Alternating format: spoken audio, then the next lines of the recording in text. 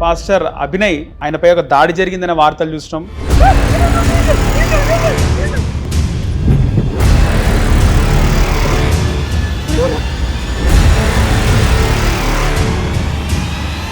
అదొక జబర్దస్త్ లాంటి స్కిట్ అని బయటపడ్డది. మట్టి రోడ్డు లోపలికి వెళ్ళండి, ఈ లోపల మేము వస్తాం, కారు దూరం ఆగిద్ది. ఏం చెప్తారు అభినయ్ వ్యవహారం మీద? వీడు ఎక్స్ దొంగ, ఏ దొంగతనం చేసినా 1 minute దొరికిపోవటం వాడి స్పెషాలిటీ అంటే.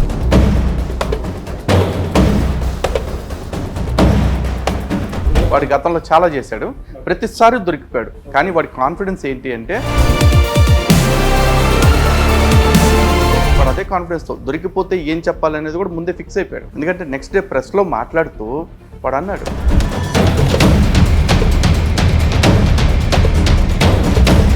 ఆడియో రికార్డులో వాళ్ళకి ఏం చెప్తున్నాడు, మీరు తొప్పల దగ్గరికి రండి, అక్కడికి వచ్చిన తర్వాత ఎర్రమట్టితో చదువు చేసిన ప్రాంతం ఉంటుంది, అక్కడికి వచ్చిన తర్వాత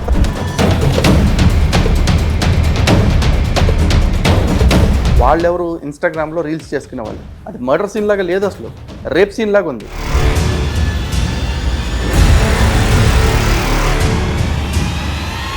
నేను అందుకే చెప్తే ఈ బిగినర్స్ మిస్టేక్స్ ఉండకూడదు. నమ్మనోళ్ళు నమ్మకపోయినా, తిట్టేవాళ్ళు తిట్టుకున్నా, నమ్మే గుడ్డి గొర్రెలు నాకున్నాయి, వాళ్ళు ఎట్టయినా నమ్ముతారు.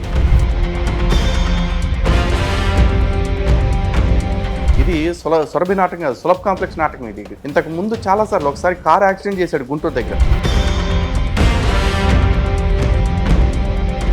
వీడికి ఒకళ్ళు కాదు, ఇద్దరు కాదు, ముగ్గురు భార్యలు. ఎందుకంటే చర్చిల్లో చాలామంది ఇట్లాంటివి దొరికిన పేపర్ కటింగ్స్, వీడియో క్లిప్పింగ్స్ అన్నీ మన దగ్గర ఉన్నాయి. ఈడి నామినేషన్ రిజెక్ట్ అయితే ఈడు దాన్ని పెద్ద లెవెల్లో సీన్ క్రియేట్ చేస్తూ చెప్పాడు. నిజానికి ఈడి నామినేషన్ రిజెక్ట్ అవడానికి కారణం ఏంటి? ఎంత చీటర్ కాబట్టి, ఎంత 420 కాబట్టి ప్రజల్ని ఇన్నిసార్లు ఇంత దారుణంగా మోసం చేస్తాడు చెప్పండి. ఫ్యూచర్ ఏంటంటే ఇప్పుడు అభినయ్ దర్శన్ క్రైస్తవులకి అన్యాయం జరుగుతుంది, మతోన్మాదులు దాడి చేస్తున్నారు, మన ప్రభువు.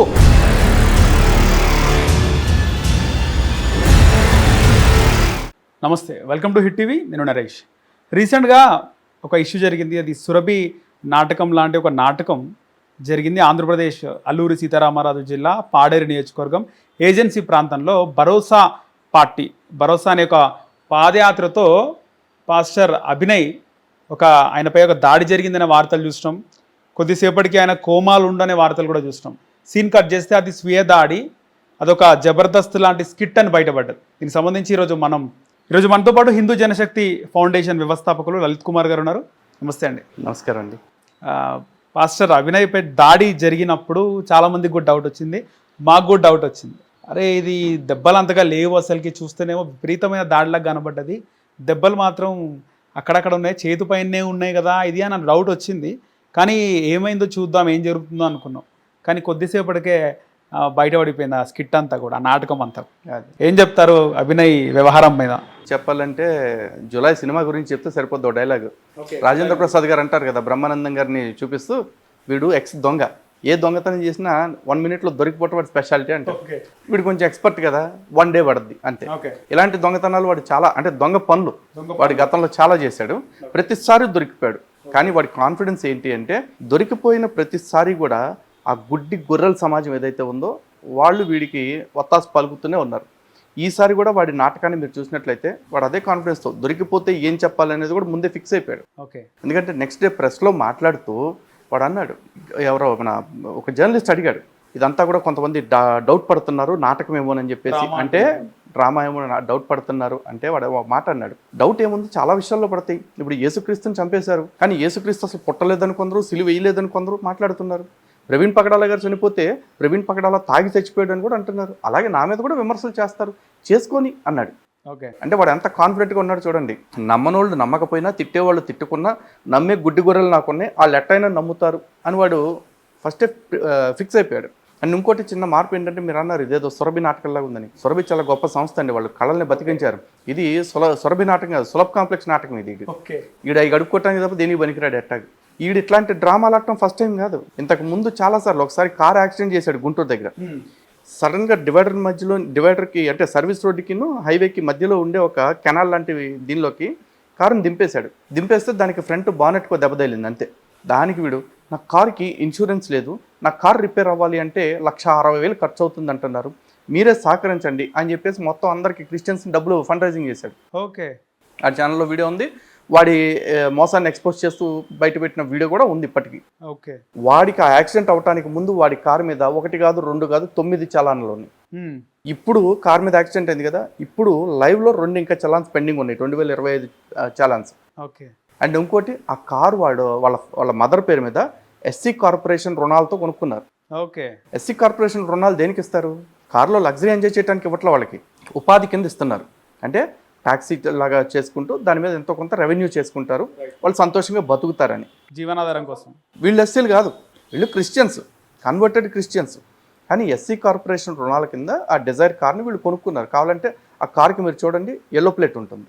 ఓకే, అవును చూసినాం, yellow colour yellow plate car వీడు తిప్పుతున్నాడు, ఆ కార్లోనే తిరుగుతున్నాడు. మరి ఇది ఒక చీటింగ్. కారు యాక్సిడెంట్ చేసింది రెండో చీటింగ్. మూడోది వీడి పర్సనల్ లైఫ్, అది ఇక్కడ మాట్లాడటం అప్రస్తుతం, కానీ చెప్పాలి. వీడికి ఒకళ్ళు కాదు, ఇద్దరు కాదు, ముగ్గురు భార్యలు. ఓకే. ఒకళ్ళని అఫీషియల్గా పెళ్లి చేసుకున్నాడు, సుష్మా అనే ఆవిడ్ని. ఆ తర్వాత సుప్రియ అని ఇంకో ఆవిడ ఉన్నారు. ఆ సుప్రియ అనే ఆవిడతోటి రిలేషన్లో ఉన్నాడు, తన భార్య అనే చెప్పుకున్నాడు కొన్ని టీవీ ఛానల్స్కి ఇచ్చిన ఇంటర్వ్యూస్లో కూడా. తర్వాత వీళ్ళ భార్య సుష్మా, అతనికి 3వ పెళ్లి కూడా అయింది, కావాలంటే ఆ అమ్మాయి పేరు అతని షోల్డర్ మీద టాటూ వేయించుకున్నాడు, చూసుకోండి అని ప్రెస్లో చెప్పింది ఆవిడ వీడియోలో. ఓకే. సో వీడికి మొత్తం 3 భార్యలు. ఈడు సువార్త చెప్తానంటాడు. అఫ్కోర్స్ సువార్త చెప్పడానికి కావాల్సిన యోగ్యత బహుశా అది, 1 కంటే ఎక్కువ మంది ఆడవాళ్ళతో సంబంధాలు కలిగి ఉండటమే అనుకుంటా. ఎందుకంటే చర్చిల్లో చాలామంది ఇట్లాంటివి దొరికిన పేపర్ కటింగ్స్, వీడియో క్లిప్పింగ్స్ అన్నీ మన దగ్గర ఉన్నాయి. ఇక మూడోది, ఎలక్షన్స్ అప్పుడు జూబ్లీహిల్స్ బై ఎలక్షన్స్లో నామినేషన్ వేసాడు ఎమ్మెల్యే క్యాండిడేట్గా. ఎమ్మెల్యేగా నామినేషన్ వేస్తే నామినేషన్ రిజెక్ట్ అయింది.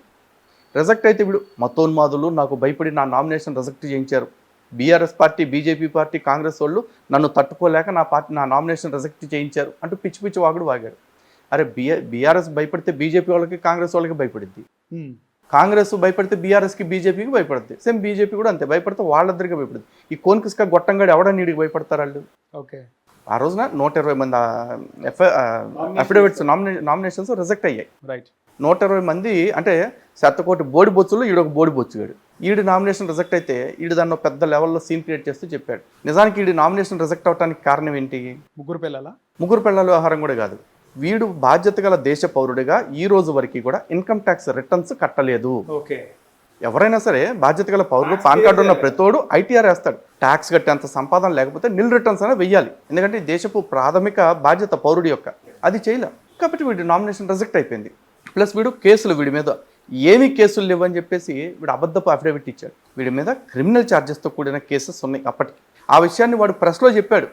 అండ్ ఇంకోటి, ఈ నామినేషన్స్కి సమయంలోనే నామినేషన్ వెయ్యక ముందే నేను నామినేషన్ వేస్తున్నాను, నాకు డబ్బులు ఇవ్వండి అని ఫండ్ రైజింగ్ చేశాడు మొన్న జూబ్లీహిల్స్ ఎలక్షన్స్లో. దాని మీద డైరెక్ట్గా ఆర్ఓ రిటర్నింగ్ ఆఫీసర్ సాయిరామ్ గారు ఆయనే కంప్లైంట్ ఇచ్చారు పోలీస్ స్టేషన్లో. ఆ కేసు కూడా ఉంది. అలాంటిది ఆ రిటర్నింగ్ ఆఫీసర్ దగ్గరికి వెళ్ళి నా మీద ఏమీ కేసులు లేవని ఇచ్చాడు యాదవ్. మరి ఏం చేయాలని చెప్పండి. ఓకే. ఇది ఇంకొక మోసం. ఆ తర్వాత వీడు నేను పార్టీ పెడుతున్నాను, నాకు పార్టీ పెట్టడానికి తలా ఒక 100 రూపాయలు, తలా ఒక 500 రూపాయలు ఇవ్వండి అని చెప్పి డబ్బులు అడిగాడు. పార్టీకి ఒక పేరు కూడా అనౌన్స్ చేశాడు, సిపిఎఫ్ అని చెప్పేసి, చేంజింగ్ పీపుల్స్ ఫ్యూచర్ అని చెప్పేసి. ఆ తర్వాత ఆ పార్టీ గురించి నేను చెప్పా, బాబు మీరు డబ్బులు ఇవ్వమాకంటే ఆడు పార్టీ రిజిస్ట్రేషన్ కాదు కదా, కనీసం అప్లికేషన్ కూడా పెట్టడు అని చెప్పేసి. కానీ జనాలు అమాయకులు కదా, అదే గొర్రెలు కదా, వాడికి ఇచ్చేవాళ్ళు ఇచ్చారు. అన్నీ తీసుకుని చివరాఖరికి అక్కడ ఏం చేశాడు అంటే, పార్టీ అప్లికేషన్ పెట్టకుండా నేను చెప్పినట్టుగానే ఆల్రెడీ రిజిస్టర్ అయిపోయిన పార్టీ ఒకటి ఉంది, భరోసా పార్టీ అని చెప్పేసి, ఆ పార్టీలో జాయిన్ అయ్యి వాళ్ళకేదో మాయమాటలు చెప్పి నాకు ఏపీ అధ్యక్షుడిగా బాధ్యతలు ఇస్తే నేను ఫండ్ రైజింగ్ చేస్తాను, మీకు సగం డబ్బులు మీకు ఇస్తానని చెప్పాడు. మరి ఏం చెప్పాడో తెలియదు. మొత్తానికి వాళ్ళు వీడికి ఆంధ్రప్రదేశ్ రాష్ట్ర అధ్యక్షుడి బాధ్యతలు ఇచ్చేశారు. వాడు ఆ పార్టీ ఎప్పుడో రిజిస్టర్ అయింది, 2019లో రిజిస్టర్ అయిందన్న విషయం చెప్పకుండా వాడు వ్యవస్థాపక అధ్యక్షుడిగా ప్రచారం చేసుకుంటూ భరోసా పార్టీ ఆవిర్భావ సభ అని ఒకటి పెట్టాడు. పోనీ ఆవిర్భావ సభ అయినా భరోసా పార్టీ పేరు మీద పెట్టాడా? భరోసా పార్టీ కోసం సపరేట్గా ఎక్స్క్లూజివ్ పెట్టాడా? లేదు. ఏదో ఒక సువార్త సభ జరుగుతూ ఉంటే కాకినాడలో ఆ సభ మధ్యలో ఈడి సభ పెట్టుకుని భరోసా పార్టీని నేనే ఆవిర్భావం చేశాను అని చెప్పేసి అబద్ధాలు చెప్పాడు. ఇది ఒకటి. ఇది కాకుండా వాడికి foundations, first doctor Abhinay foundation అని చెప్పేసి ఒక ఫౌండేషన్ పెట్టాడు. దానికి రిజిస్ట్రేషన్ లేదు, పాన్ కార్డ్ లేదు, బ్యాంక్ అకౌంట్ లేదు. దాని పేరు మీద ఫండ్ రైజింగ్ చేశాడు. వీడు పర్సనల్ అకౌంట్ ఇచ్చి. ఆ తర్వాత సిపిఎఫ్ అని ఒకటి పెట్టాడు. ఆ సిపిఎఫ్ ఫౌండేషన్కి రిజిస్ట్రేషన్ లేదు, పాన్ కార్డ్ లేదు, అకౌంట్ లేదు. మళ్ళీ దాని పేరు మీద ఫండ్ రైజింగ్ చేస్తాడు, దానికి వీడు పర్సనల్ అకౌంట్ ఇస్తాడు, డిఎస్ అభినయ దర్శన్ అని చెప్పేసి. ఓకే. ఆ తర్వాత వాళ్ళ ఇద్దరు కూతుర్ల పేరు మీద అభిషా ఫౌండేషన్, లెనిషా ఫౌండేషన్ అని 2 ఫౌండేషన్లు పెట్టాడు. ఆ 2 ఫౌండేషన్లకి రిజిస్ట్రేషన్ లేదు, బ్యాంక్ అకౌంట్ లేదు, పాన్ కార్డ్ లేదు. దాని పేరు మీద ఫండ్ రైజింగ్ చేస్తాడు. ఎంత చీటర్ కాకపోతే, ఎంత 420 కాకపోతే ప్రజల్ని ఇన్నిసార్లు ఇంత దారుణంగా మోసం చేస్తాడు చెప్పండి. ఇన్నిసార్లు ఇంత దారుణంగా మోసం చేసినా సరే వాళ్ళు గొర్రెలు కాబట్టి ఆయన ఇంకా నమ్ముతున్నారు. ఇక్కడ నిజాలు చెప్తున్న వాళ్ళు హిందువులు కాబట్టి వీడు చెప్తే మేము ఎందుకు వినాలి అని చెప్పేసి వాళ్ళు నిజాలు కూడా వినటం మానేశారు. మేము కూడా సైలెంట్ కూరుకున్నాం ఇంకా, ఎందుకంటే చెప్పంగా విన్నప్పుడు ఏం చేస్తాం, చెడాక చూడటం. ఇప్పుడు అందరూ కలిపి చెడ్డారు. ఇందులో చూడండి మీరు, ఇప్పుడు జరిగిన అటాక్ డ్రామాలో కూడా మీరు ఫస్ట్ వెళ్ళిపోయినట్టు చూడగానే కారులోంచి ఒకరిని వెనకాల సీట్ నుంచి లాగుతున్నారు, కాలు పట్టుకొని లాగుతున్నారు. అంటే అవతల వచ్చిన వాళ్ళు ఎవరైతే ఉన్నారో వాళ్ళు నిజంగా అమాయకులు. వాళ్ళకి ఏం చెప్పాడు వీడు అంటే, మీరు ఆడియో రికార్డ్ విన్నారా? బయటకు వచ్చిన ఆడియో రికార్డులో వాళ్ళకి ఏం చెప్తున్నాడు, మీరు తుప్పల దగ్గరికి రండి, అక్కడికి వచ్చిన తర్వాత ఎర్రమట్టితో చదువు చేసిన ప్రాంతం ఉంటుంది, అక్కడికి వచ్చిన తర్వాత మీరు ఏం చేయాలి, నేను 2 నిమిషాలు ట్రైనింగ్ ఇస్తాను మీకు, దాన్ని బట్టి మీరు చేయాల్సింది చేసేస్తే కంటెంట్ చేసేసుకుని మనం వెళ్ళిపోదాం అన్నారు. వాళ్ళెవరు ఇన్స్టాగ్రామ్లో రీల్స్ చేసుకునే వాళ్ళు. వాళ్ళకి ఏం చెప్పారు, ఇలా మేము ఒక మర్డర్ సీన్ లాంటిది ఒక సీన్ క్రియేట్ చేస్తున్నాము, మీరు వచ్చి యాక్టింగ్ చేయాలి, దీని మీద ఒక ఇన్స్టా రీల్ క్రియేట్ చేస్తున్నాం అని చెప్పినట్టున్నారు. ఓకే. నిజంగా ఇలా వాళ్ళకి ఇది దాడి, అటాక్, ఇట్లా చంపేయాలి, ఇట్లా కొట్టాలి, ఇదంతా ఏం లేదు వాళ్ళకి. ఓకే. వాళ్ళు వచ్చారు, లాగారు, అటాక్ చేసినట్టుగా. మీరు అందుకే అటాక్ చేస్తున్న వీడియోస్ ఎక్కడ కనపడవు చూడండి. ఓకే. లాక్కెళ్తున్న వీడియో కనపడుతుంది, వాళ్ళు పరిగెడుతున్న వీడియో కనపడుతుంది. ఆ తర్వాత తుప్పల్లోకి వెళ్ళిపోయిన తర్వాత ఆ ఒంటి మీద బ్లడ్ కనపడుతుంది, గాయాలు కనపడవు. మీకు కొడుతున్నట్టు పైనుంచి కూర్చున్నట్టే కనపడదు, కొడుతున్నట్టు కనపడలేదు. చూసుకోండి, దూరం నుంచి లాంగ్ షాట్ తీశారు. వాడి అరుపులు వినపడలా, ఈ వీడియో తీసేవాడు అరుపులు ఎక్కువ వినపడ్డాయి. ఓకే. ఇప్పుడు అక్కడ సీన్ మీరు ప్రాపర్గా అబ్జర్వ్ చేస్తే కనుక అది మర్డర్ సీన్ లాగా లేదు, అసలు రేప్ సీన్ లాగా ఉంది. అభినయ దర్శన్ గారిని అంటే డౌటు, ఎందుకంటే మర్డర్ సీన్ అంటే ఎట్లా ఉండాలి, వాడిని చంపాలి అనుకున్నప్పుడు ఎక్కడ పొడుస్తారు, ఎక్కడెక్కడ కొడతారు, అప్పర్ బాడీలో ఇక్కడ నుంచి కదా. కానీ వాడు అప్పర్ బాడీ ఫ్రంట్ షర్ట్ అంతా బాగానే ఉంది, వెనకాల షర్టు చిరిగినట్టుగా ఉంది, బనీను చిరిగినట్టుగా ఉంది, మొత్తం బ్యాక్ సెంటర్ అంతా కూడా. తర్వాత లెఫ్ట్ హ్యాండ్ మీద కొద్దిగా బ్లడ్ కనపడుతుంది, కానీ మెయిన్ బ్లడ్ అంతా మొత్తం ప్యాంటు చిరిగిపోయి ఆ బాక్సర్ చిరిగిపోయి బ్లడ్ అంతా కనపడుతుంది. ఏం జరిగింది మరి, అనుమానాలు ఎట్టిపోతున్నాయి అంటే వీళ్ళు దాన్ని మర్డర్ లాగా క్రియేట్ చేయాలనుకున్నా కర్మగా లేదా రేప్ సీన్ లాగా తయారైపోయింది. మరి నేను అందుకే చెప్తే ఈ బిగినర్స్ మిస్టేక్స్ ఉండకూడదు. ఆడు ఇన్నిసార్లు ఫెయిల్ అయ్యాడు కదా, ఎవడైనా ఒక ఎగ్జామ్ ఫెయిల్ అయితే రెండోసారి రాసేటప్పుడు ఆ ఎగ్జామ్ మీద ఎక్కువ ఫోకస్ పెడతాడు. వీడు ఇన్నిసార్లు ఆడి మోసాల్లో ఫెయిల్ అయినప్పుడు ఇంకోసారి కాస్త ఎక్కువ కేర్ తీసుకోవాలి వాడు. ఎందుకంటే వాడికి సమాజం మీద అంత నమ్మకం ఉంది, మనం అన్నీ చేసినా సరే భరిస్తారు, మూసుకుని నమ్ముతారు అని చెప్పేసి. కానీ సమాజం మారిపోయిందని, ఇవాళ రేపు సమాజం ఇలాంటి మోసాలని పసిగట్టేస్తుంది అన్న విషయాన్ని వాడు ఎక్స్పెక్ట్ చేయలేదు. ఫ్యూచర్ ఏంటంటే ఇప్పుడు అభినయ దర్శన్ ఏంటిదండి వాడి ఫ్యూచర్కి ఏం డోకాలేదండి. వాడు బయటకు వస్తాడు, బయటకు వచ్చి 4 సార్లు ఎమోషన్ రెచ్చగొట్టేలాగా క్రైస్తవులకి అన్యాయం జరుగుతుంది, మతోన్మాదులు దాడి చేస్తున్నారు, మన ప్రభువు, మన చర్చ్, మన తొక్క, మన తోలు అంటాడు. అనగానే జనాలందరికీ గుడ్డాగదు. ఎమ్మటే వాళ్ళు వచ్చేసి అన్న మన కోసం చెంచుకుంటున్నాడు రా, అరే మనం కుట్లేకపోతే ఎట్రా, అన్నకి ప్యాచీలు అయిపోతే అని చెప్పేసి అన్నకి మళ్ళీ ఫోన్పేలు, గూగుల్ పేలు అన్నీ కొడతారు. అంతే. ఆల్రెడీ సినిమా కూడా తీసినాడు, 2 సినిమాలు అని కూడా తెలిసింది అభినయ దర్శన్. ఆడేదో స్టార్టింగ్లో సినిమా చేశాడండి, మిస్డ్ కాల్ అంట. పాప మా టైటిల్ కొంచెం మార్చి మిస్డ్ స్టార్ అని పెడితే సరిపోయేది. తర్వాత ఏదో ఫిదా అని ఇంకో సినిమా తీశాడు, ఆ ఫిదా ఎట్టాకు ఫసక్ అయిపోయింది, రిలీజ్ కాలేదు. ఈడు ఏకచిత్ర వీరుడిగా మిగిలిపోయాడు ఒకే ఒక్క సినిమాలో నటించి. ఆ ఏకచిత్ర వీరుడు ఇప్పుడు బయటకు వెళ్ళంగా నేను సినిమా యాక్టర్ అని చెప్పుకుంటూ ఉంటాడు. కానీ ఇందులో ఏపీ పోలీసులు వాళ్ళు తీగ లాగిన తీరు కూడా మనము స్వాగతించాలి. యాక్చువల్లీ ఇది మనం చాలా అప్రిషియేట్ చేయాలండి. ఏపీ పోలీసు ఇలాంటి వాటి విషయంలో నడుస్తున్న తీరు, ఈవెన్ ప్రవీణ్ పగడాల విషయంలో కూడా వాళ్ళు ప్రతి ఫుటేజ్ని ఆల్మోస్ట్ కొన్ని వేల కెమెరాస్ని చెక్ చేసి దాదాపు 250 ఫుటేజెస్ మనకి ఇచ్చారు. ఏ షాప్లో వాడు మందు తాగాడు, మధ్య కొన్నాడు, ఏ షాప్లో వాడు ఫోన్పేలు చేశాడు, ఏ ట్రాఫిక్ సిగ్నల్స్ దగ్గర లేకపోతే ఏ పార్ట్స్లో వాడి బండి పడిపోయింది, ఇవన్నీ తీశారు. అయితే చాలామంది అతి మేధావి గొర్రెలు ఏమడుగుతా ఉంటాయి అంటే ప్రవీణ్ పగడాల గారు ముందు కొంటన్న చూపిస్తున్నారు కానీ వాడు ఎక్కడైనా తాగింది వీడియోస్ ఉన్నాయా అంటున్నారు. అవును. ప్రాబ్లం ఏంటంటే వాడు ముందు కొనడానికి మాస్క్ వేసుకుని వచ్చాడు, అట్లాంటిది ముందు తాగాలి అంటే అందరి ముందు మాస్క్ తీయాలి. వాడికి అంత ఇర్రెస్పాన్సిబుల్ ఫెలో అయితే అసలు పబ్లోనో బార్లో నీళ్ళు కూర్చుని తాగేవాడిగా. రైట్. వాడు ముదురు కాబట్టి చక్కగా మాస్క్ వేసుకొచ్చి ముందు కొనుక్కొని ఎవరో మనుషులు చూడడం చోటుకెళ్ళి తాగాడు. ఇవి పెద్ద లాజిక్ కనిపెట్టినట్టు ఈడు ఒక్కొక్క పెద్ద జేమ్స్ బాండ్ అయినట్టు క్వశ్చన్లు వేస్తూ ఉంటారు. ఏం చేయాలి మరి? ఏపీ పోలీసులు ఒకవేళ ఇది కనుక వాళ్ళు టేక్ ఓవర్ చేసి బయటకు రాకపోతే ఇది కూటమి గవర్నమెంట్ కూడా పెద్ద ప్రభావం చూపించేదా? నిజంగా ఏపీ పోలీసులు ఈ విషయంలో కొంచెం తొందరపడ్డారేమో అనిపిస్తుందండి. ఓకే, చూసేది ఉండే కొన్ని రోజులు అంటారా? ఇంకో 2 రోజులు కనుక వెయిట్ చేస్తుంటే మొత్తం కలుగులో ఎలుకలన్నీ బయటకు వచ్చాయి. పాస్టర్లు అందరూ కొవ్వొత్తులు ర్యాలీలు చేసేవాళ్ళు. ఈయన అవసరమైతే చంపేసేవాళ్ళు హాస్పిటల్ వాళ్ళే. ఓకే, ఈ నాళ్లే చంపేసి మా అభినయ దర్శన్ కానీ మా విగ్గోడిని అన్యాయంగా చంపేశారని గుండెలు బాదుకుంటూ వీధుల్లోకి వచ్చేవాళ్ళు.